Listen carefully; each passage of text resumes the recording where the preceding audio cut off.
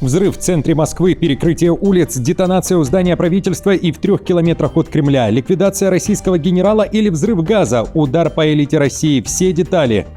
План Трампа на украинские земли, что хочет забрать уже сейчас, резкое заявление. Россия объявила спасательную операцию, поднята авиация, силы союзника пришли на помощь, реакция на удар ВСУ, заявление Зеленского. Трамп получил по носу и внезапно иначе посмотрел на Зеленского, с чем связан резкий разворот американского президента. Удар Иерусалима по Киеву, Нетаньяху пошел против Зеленского, срыв сделки по решению Израиля, где вставил палки в колеса. РФ запустила новое оружие, стабильная связь для наведения целей, военные бьют тревогу и появление в небе нового дрона. Спор, что это за птица? Удар по мостам Киева, предупреждение для украинской столицы, Россия готовит атаку, американцев экстренно призвали эвакуироваться и киллер для Эрдогана задержан, спецназовец попался в руки силовиков, об этом и не только, досмотрите. Друзья, всем привет, это «Время Прядко», 2 августа на календаре, давайте начнем. Улицы Москвы перекрыты, в центр стянуты силовики, на месте работает ФСБ. Масштабный взрыв в нескольких сотнях метрах от Дома правительства России или же в 2,5 километрах от Кремля по прямой. Введены экстренные меры. Прогремело накануне вечером в итальянском ресторане «Бальци Росси» в высотке на Кудринской площади. Любимое место российской элиты и людей с большими деньгами. 3 человека погибли на месте, более 20 получили травмы различной степени тяжести. Такая информация была в первые часы после инцидента, но количество жертв может расти, намекали медики, опираясь на ранения, которые получили посетители. Ресторан в момент взрыва был закрыт на частное мероприятие. Информация разная. Изначально российские медиа написали о свадьбе примерно на 50 человек.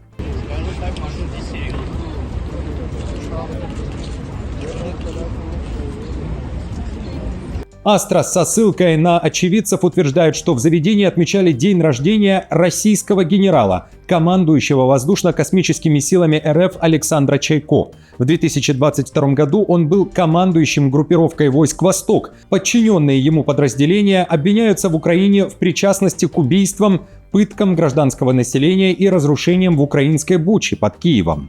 Рядом с рестораном, пишет Астра, было припарковано много автомобилей с черными номерами, которые обычно используются на транспорте вооруженных сил и некоторых других силовых ведомств. Кроме того, рядом находился автобус Росгвардии. Следователи рассматривают несколько версий произошедшего. По одной из них неизвестный пронес в ресторан неустановленный предмет. По предварительным данным, на веранде ресторана «Бальци Росси» сработало взрывное устройство, которое находилось у смертника, которого, вероятно, использовали в темную. В результате взрыва он погиб на месте. Часть российских медиа при этом изначально утверждали, что вероятная причина во взрыве газа. Однако это сообщение вскоре опроверг шеф-повар ресторана, заявив в соцсетях, что кухня находится в идеальном состоянии. Однако спустя час свое сообщение он удалил, но скрины не горят. Вскоре Национальный антитеррористический комитет уже официально заявил, это теракт. Мощность взрыва оценивается в 1 килограмм в тротиловом эквиваленте, пишет «Коммерсант». Жертв могло бы быть больше, если бы не сотрудник охраны, который остановил женщину-курьера. Она принесла коробку для гостей. Во время досмотра на веранде заведения и прогремел взрыв. В качестве поражающих элементов использовались металлические шарики. Также появились кадры, как утверждается, из зала ресторана. Женщина за кадром говорит: «Александру 55». В то же время генералу Чайко также на днях исполнилось 55. Z-блогеры пишут, что именно он и решил праздновать день рождения в субботу вечером, а не 27 июля. При этом украинский телеграм-канал Ukraine Context, который ранее связывали с источниками, близкими к офису Зеленского, написал, далее цитата: «Ответ на покушение спецслужб РФ на командира Хартии Оболенского не заставил себя долго ждать. Наказание для тех, кто воюет против Украины, настигнет каждого, независимо от того, сколько времени для этого потребуется». Конец цитаты. Напомню, в предыдущем выпуске я рассказывал о том, что Зеленский заявил о покушении на украинского полковника руками харьковского пенсионера, который, по версии следствия, был завербован Россией. Тогда же Зеленский намекнул, что российским генералам стоит приготовиться принимать ответ. Смерть в стенах ТЦК. Очередное ЧП, и на этот раз во Львовском военкомате. Мужчину нашли без признаков жизни. Начато специальное расследование. Погибший не мобилизованный, а военнослужащий. Тело обнаружили в служебном кабинете районного центра комплектования. Об этом сообщил Львовский областной ТЦК. На место сразу прибыли правоохранители. Расследование ведет специальная комиссия по приказу начальника областного военкомата. Но предварительная версия трагедии уже есть. Сейчас правоохранители проводят следственные действия. Предварительная квалификация события – самоубийство. Остальные обстоятельства выясняются. План США на украинские земли. В сети не утихают обсуждения громкого заявления американского президента. Трамп внезапно и на весь мир напомнил Зеленскому о контракте, подписанном между Вашингтоном и Киевом. Речь о редкоземельных ресурсах и о сотнях миллиардов долларов. В интервью американскому телеканалу Real America's Voice президент США вернулся к соглашению о редкоземельных металлах. Доступ к украинским ресурсам он оценил больше, чем в 300 миллиардов долларов. Столько же, по подсчетам Трампа, Байден отдал Киеву на оружие и ничего не потребовал взамен. Себя он противопоставил предшественнику. Эти деньги американским налогоплательщикам Трамп обещает вернуть. А за новое оружие для Украины, по его словам, теперь платит Европа. Вот как Трамп объяснил, что получит Америка от Украины. Украина очень богата, там очень плодородные земли с точки зрения редкоземельных ресурсов. Мы можем зайти туда в любой момент и забрать практически все, что захотим. Напомню, соглашение Украина и США подписали в апреле 2025 года. Создан совместный фонд для инвестиций в добычу редкоземельных ресурсов и восстановление страны. При этом украинские недра, согласно документу, не перешли в собственность США, а прежняя американская помощь не стала долгом Киева. После подписания о сделке почти не вспоминали. Россия объявила спасательную операцию, поднята авиация. Силы союзника отправились к месту крушения. После точного украинского удара по контейнеровозу «Янина» в Черном море к спасательной операции привлекли морскую авиацию Черноморского флота, а также интернациональный экипаж судна «Дельфинус» под командованием капитана, гражданина Египта. Об этом заявил глава Росатома Алексей Лихачев. Он уверяет, все члены экипажа спасены. В Росатоме также утверждают, что «Янина» была обычным гражданским судном, шедшим в международных водах и перевозившим исключительно мирный груз – от замороженных продуктов до строительных и отделочных материалов. Подобную атаку иначе, чем пиратство и морской разбой, трактовать невозможно, сказал Алексей Лихачев. Команда судна организованно и слаженно покинула теплоход после того, как он начал тонуть. Все 17 членов экипажа спасены и чувствуют себя удовлетворительно. Напомню, в ночь на 1 августа судно «Янина» начало тонуть после ударов беспилотников ВСУ. Президент Зеленский подтвердил поражение контейнеровоза. По его словам, затонувший корабль грузоподъемностью более 100 тысяч тонн был подсанкционным российским судном. Трамп получил по носу и внезапно иначе посмотрел на Зеленского. Президент США резко сменил тон, и на это есть несколько причин, о которых пишет британское издание Guardian. Еще 1,5 года назад Трамп публично называл Зеленского диктатором, устроил ему разнос в овальном кабинете, а теперь они жмут друг другу руки и улыбаются, акцентирует внимание авторы материала. Ключевой причиной такого разворота эксперты издания называют войну США и Израиля против Ирана, которая для Трампа застопорилась. На этом фоне Украина впервые пришла к Вашингтону не за помощью, а с помощью, говорится в статье. Свой опыт борьбы с иранскими шахедами Киев теперь предлагает американцам и их союзникам. Еще весной, напомню, более 200 украинских военных специалистов отправили в несколько стран Персидского залива учить их военных сбивать беспилотники. Именно эта помощь в трудный для Америки момент, по версии издания, и повлияла на мышление и мировоззрение Трампа. Вот как объяснил причины сближения бывший советник Белого дома. Мы прошли путь от фазы, когда он выгонял Зеленского из овального кабинета и отворачивался от него, до ситуации, когда у них, похоже, сложились достаточно хорошие отношения и состоялась серия успешных встреч. И я думаю, что Трамп, для которого во всем важна выгода, вполне может согласиться помочь Украине чуть больше, потому что Украина подставила плечо в тот момент, когда в войне с Ираном Америка оказалась в трудном положении. Оплачено Америкой, заблокировано Израилем. Удар Иерусалима по Киеву. Нетаньяху пошел против Зеленского и перекрыл Украине доступ к американскому оружию. Об этом пишет Вашингтон-Пост. Именно Израиль заблокировал передачу Украине систем «Железный купол», хотя сами батареи были американскими и США были не против. Но Нетаньяху наложил вето и лишил Украину того, чем можно было закрыть небо. Событие произошло в 2023 году, и сейчас авторы раскрывают детали. Нетаньяху смог устроить подобный запрет благодаря соглашению, которое существует между США и Израилем.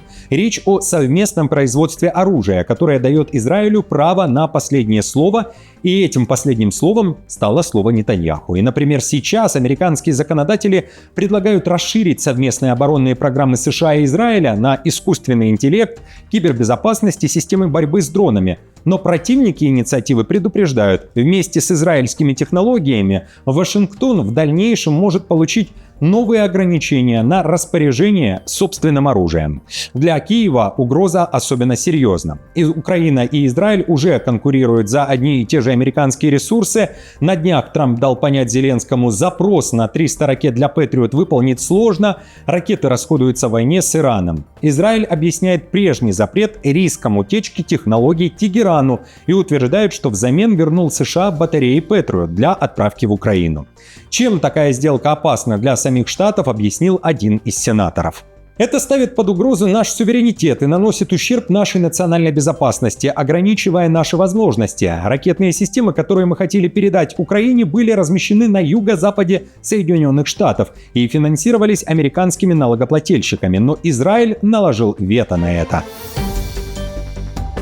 Россия запустила новое оружие. Уже известный условный аналог Старлинка начал свою работу. Кремль стремительно разворачивает собственную спутниковую сеть над Украиной. Спутники называются «Рассвет» и уже обеспечивают минимум 2 устойчивых окна связи в сутки продолжительностью более часа каждое. Об этом пишет издание «Милитарный».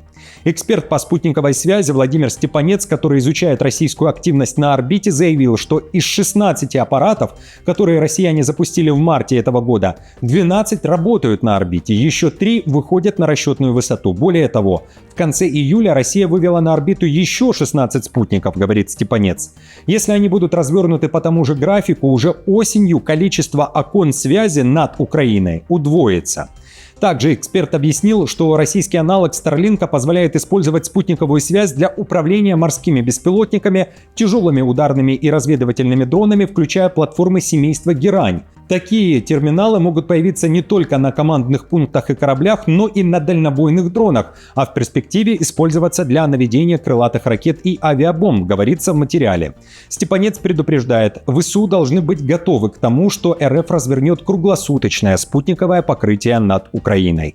Однако даже при сохранении таких темпов Россия сможет вывести на орбиту 4-ю группу спутников к марту 2027 года, а к середине лета обеспечить себе круглосуточное спутниковое покрытие над Украиной. Это может иметь серьезные последствия для сил обороны, если к тому времени не будут развернуты эффективные меры противодействия. О еще одном пока неопознанном вооружении РФ сообщает советник Зеленского, эксперт по связи Сергей Бескрестов. Он опубликовал в сети кадры российских беспилотников, которые появились в украинском небе. В комментариях под публикацией разгорелась дискуссия, что это за дрон. Один из украинских военных написал, что это либо модификация российского «Привета-82», БПЛА камикадзе самолетного типа с электрическим мотором, либо перехваченный и скопированный украинский дрон FP-1, искусно замаскированные под местную разработку. По его словам, такие аппараты фиксировались еще в 2025 году и даже попали в учебные справочники. Удар по мостам Киева. Предупреждение для столицы. Россия может готовить точечные атаки по переправам через реку Днепр в Киеве. Об этом сообщает один из военных телеграм-каналов Украины «Думки фронтовика». По его данным, подготовка к атаке идет уже полгода. В публикации говорится, что это может случиться на фоне политических или военных провалов РФ. При этом сроки потенциальных ударов по переправам Киева паблик не называет, но призывает киевлян быть бдительными и не игнорировать сигналы воздушной тревоги. Цитирую. Точных данных относительно времени или сценария реализации на данный момент нет. В то же время стоит напомнить, что противник неоднократно пытался наносить показательные массированные удары в моменты, когда сам терпел серьезные военные или политические неудачи. Не исключено, что подобный сценарий могут рассматривать и на этот раз. Напомню, в Госдуме буквально пару месяцев назад прозвучал призыв атаковать не только Киев, но и столичный аэропорт Борисполь, а также железнодорожные мосты через реку Днепр. Призыв исходил от главы Комитета по международным делам депутата Слуцкого. В то же время планы войны вновь хотят погасить Штаты. Вашингтон накануне заявил о намерении запустить мирные переговоры между Россией и Украиной. Уже в ближайшие недели Вашингтон намерен выяснить, есть ли шанс вернуть стороны за один стол. Об этом заявил госсекретарь США Рубио в интервью Fox News. При этом Рубио сослался на позицию Трампа, который поручил своей команде использовать любой шанс, чтобы придать импульс мирному процессу. Какие именно шаги готовят США, Рубио раскрывать не стал. Киллер президента арестован. Громкое задержание и спецоперация силовиков Турции. Спустя 10 лет розыска они вышли на того, кто хотел ликвидировать Эрдогана. Задержанный последний из тех, кто покушался на лидера страны. По данным МВД, арестованный штурмовал отель с главой турецкого государства. В ту ночь, 15 июля 2016 года, во время военного мятежа, группа спецназовцев прилетела на вертолетах к гостинице, где отдыхал Реджеп Таyyip Эрдоган. Нападавшие спустились по тросам и завязался бой с охраной президента. Но самого Эрдогана уже не было, он улетел за считанные минуты до штурма. При нападении погибли 2 полицейских, а всего в ту ночь по стране мятеж унес 253 жизни. Из всех 37 нападавших задержанный оставался последним не пойманным. То он, сообщила турецкая МВД. Задержанный капитан в отставке и вертолетчик, находившийся в розыске по красной карточке Интерпола. Он входил в группу спецназа, которая пыталась убить нашего президента в районе Мармарис, провинции Мугла. Его захватили сотрудники отдела по борьбе с терроризмом в Афьон-Карахисаре. Американцев призвали срочно эвакуироваться. Цель – как можно скорее покинуть Ближний Восток. Посольства Соединенных Штатов от Иерусалима до Каира одновременно опубликовали экстренные предупреждения. Американцам рекомендуют срочно покинуть регион или быть готовыми к эвакуации из-за рисков непредсказуемой эскалации. Эти формулировки используются в официальных заявлениях. В дипмиссиях объяснили, что ситуация остается крайне напряженной, а Иран способен нанести новые удары без предупреждения, расширяя географию атак, в том числе на страны, которые раньше не становились целями, включая Египет. Вашингтон также призвал американцев отказаться от поездок на Ближний Восток и от транзита через регион, предупредив о возможных отменах рейсов, закрытии воздушного пространства и серьезных перебоях в авиасообщении. При этом посольства США продолжают работать в штатном режиме и оказывают консульские услуги. Друзья, спасибо вам большое за поддержку. Мне будет приятно, если вы оставите лайк, подпишитесь на канал и будете смотреть другие выпуски, которые уже опубликованы на нашем канале «Время Предко».